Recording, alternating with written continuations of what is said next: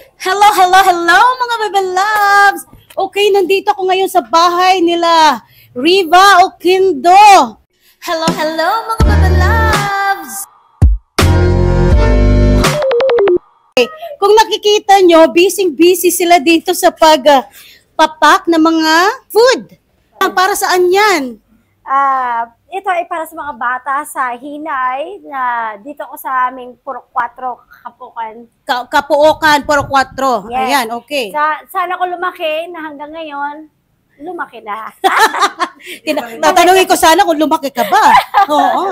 Alam mo, si Riva, hindi tumatanda. Ganun pa rin, sexy. At batang-bata pa rin ang mukha. Ayan. So, eto sila yung, taga Purok 4 din sila dito sa Yes, sa mga lugar nyo. volunteers. Oo. Volunteers ng Purok 4. Siya nga pala mga bebe love, si Riva ay pinsan ni Mr. Mike Ayong, yung kaduwit ko ng sadto-sadto, ayan. Kaya tinawagan ako, sabi ni Mike Ayong, si Riva to, mamimigay ng mga food para sa mga bata, kaya dali-dali ako mabuda dito. Makakain din ako ng pansit. Yes. Mga ilang packs ba yung... Yes, actually, nag-Hermana ako last year sa Calbayog Association ng British Columbia sa Canada. Okay. So yung kita after nang nababayaran lahat, yung after the kuratsa, sabi niya, most likely every year nagbibigay kami sa mga sa church, so this year, sabi ko, gusto ko ibigay ito sa mga, yung makalapit sa akin, which is sa Hinay. Diyan ako, dito ako naglaki nung when I was young. So, yan ang amin. Yeah. Alam mo, ganun din ang hangarin ko, Riva. No?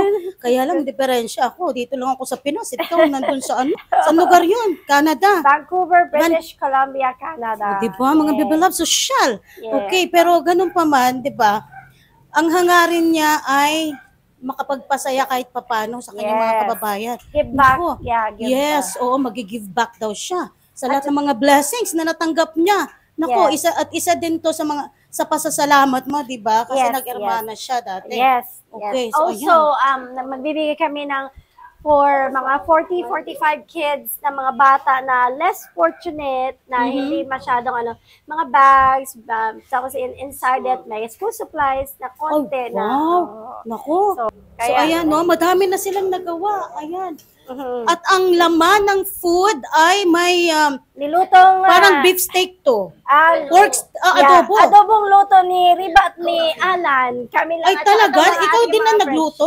Kami rin din Ay nagkakat. naku, ang swerte naman na mabibigyan. Ayan. Yes. At may pa-sandwich pa. May pansit, may adobo. At may juice. May juice.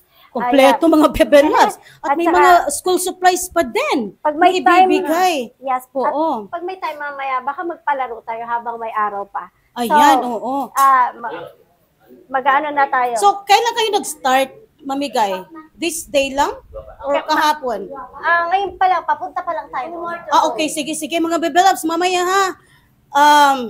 Hintayin nyo, no? Mamimigay daw. Mamimigay kami. So, titingnan natin kung ilan yung mga batang mabibigyan, no? Kasi madami ditong pinrepare nila. Itong pagkain, 90 to, plus yung mga extra mga sandwiches. So, yung mga hindi mabigyan ng mga, lahat ng bata, at least makakain man lang, no? Yes. Naku, napakabuti po ng puso mo, Riva. Kaya ka biniblas ni Lord.